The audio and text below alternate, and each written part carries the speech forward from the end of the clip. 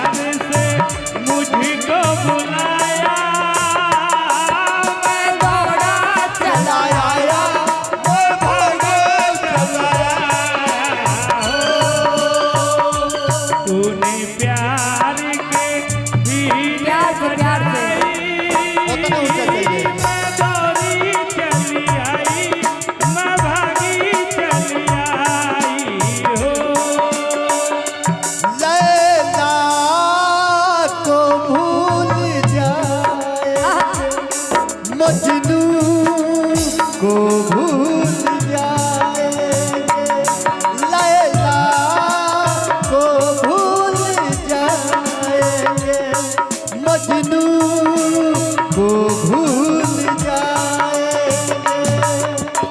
आने वाले प्रेमी जाने वाले, आने वाले प्रेमी बस कसमें हमारे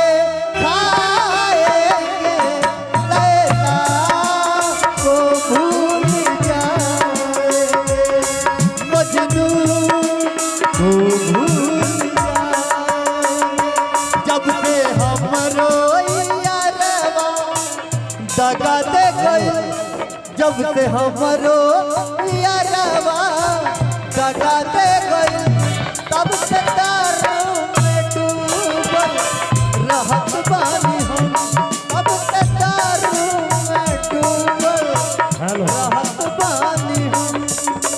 कसम से हो रब्बा कसम से, क्या बात है? कसम से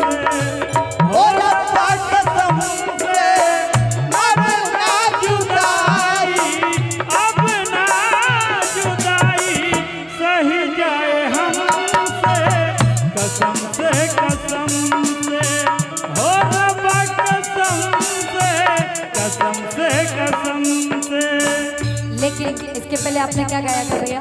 आपने दारू क्या गाए थे आप? दारू क्या थी? अच्छा जब से हमरो यारवा, इतने सुनना था, इसीलिए मालूम है क्या?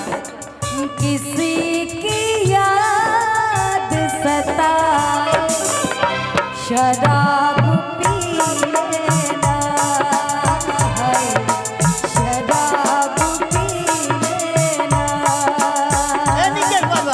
कोई आई मैं दारू छीन के फेंकत वाली याद, तू कहत रहो कि किसी के याद सताए तो दारू पी ले।